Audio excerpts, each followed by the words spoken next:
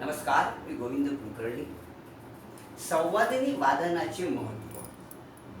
संवादिनी हे वाद्य असं आहे की गायकाशी संवाद साधतो.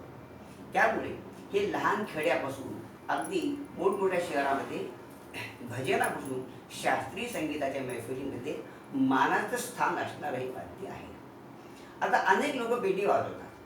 त्याला आपण मराठीची पेटी म्हणतो, पण त्याला संवादिनी म्हणतो. अनेक लोक संवादिनी वाजवतात, पण ती वाजवताना काय पथ्य पाळले पाहिजे. आपण मागच्या 2-3 एपिसोडमध्ये माझ्या सुरुवातीला बघितलं, काळे स्वर म्हणजे काय, पांढरे स्वर. हे काळे 5, पांढरे 7, 12चा एक सप्तक होतो. मंद्र सप्तक, मध्य सप्तक, तार सप्तक, अतितार सप्तक. आता स्त्रियांनी काळी 4 या स्वरात सुरू करायचं, कारण निसर्गाचा त्यांचा आवाज बारीक आणि उंच असतो. आणि पुरुषांनी काळी 1 ला सुरू करायचं. आता काळी 1 हा का धरायचा, तर हा जर काळी स्वर धरला तर खाली उतरता येणार नाही. म्हणून पुरुषांनी काळे 1 ला गायचं, स्त्रियांनी काळे 4 ला गायचं. म्हणजे स्वर ओळखाओळखीचा प्रश्न येणार नाही. स्त्रियांनी नेहमी काळे 4 ला गायचं, पुरुषांनी काळे 5 ला गायचं. आता एखाद्या स्त्रीचा आवाज दमदार चांगला असेल तर त्यांनी 4 चा 5 केला तरी चालेल. तसंच जेंट्सनी, पुरुषांनी 1 चा 2 ला केला तरी चालेल. त्यामुळे एकच स्वराचा फरक होतो. आता जर स्त्रियांनी काळे 1 ला गाणं म्हटलं तर ते गाणं आरडाओरडा केल्यासारखं होईल. त्यांना तो स्वर पेलवणार नाही. आणि पुरुषांनी जर काळी 4 ला गाणं म्हटलं तर ते गाणं होईल, पण ते गाणं मिळमिळीत होईल. म्हणजे त्या गाण्यामध्ये उठाव येणार नाही. म्हणून पुरुषांनी काळी 1 ला गायचं, स्त्रियांनी काळी 4 ला गायचं. आता आपण यूट्यूब चॅनलवरती अनेक लोक वेगवेगळ्या गीतांचे नोटेशन्स करून देतात. नोटेशन हा त्या रागाचा फोटो आहे.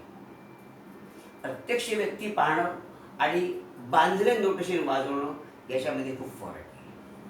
कारण जेव्हा आपण प्रत्यक्ष नोटेशन वाजवतो तेव्हा त्या नोटेशनमधून आधी तो राग तुम्हाला दिसला पाहिजे.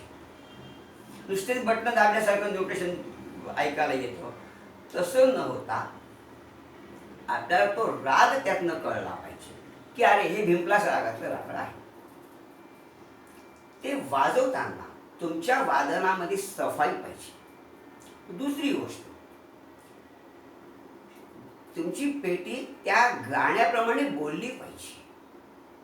आता आपण एक भिंपलास रागाचा छोटा अभंग बघू. तो तुम्हाला सर्वांना माहिती आहे, अमृताहुनी गोड नाम तुझे देवा. आणि सुरुवात कशी करायची बघा त्याची. थोडे भिंपलास राग दिसला पाहिजे असा.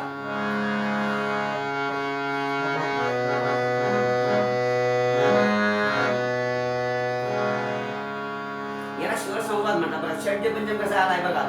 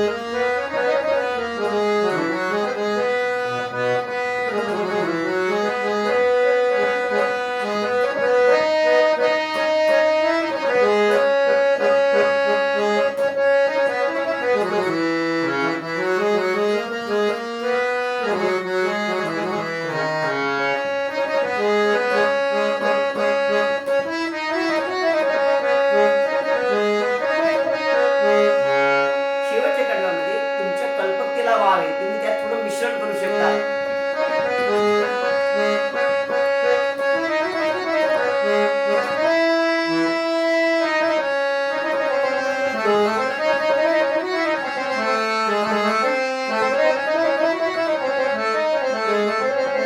आता मूळ राग भिमताच मधला आहे, तर मी थोडं किरवाणीमध्ये याच्यामध्ये मिक्स करतो. सुगम संगीतामध्ये मिश्रपणा चालतो. बघा किरवाणी कसा केला पाहिजे.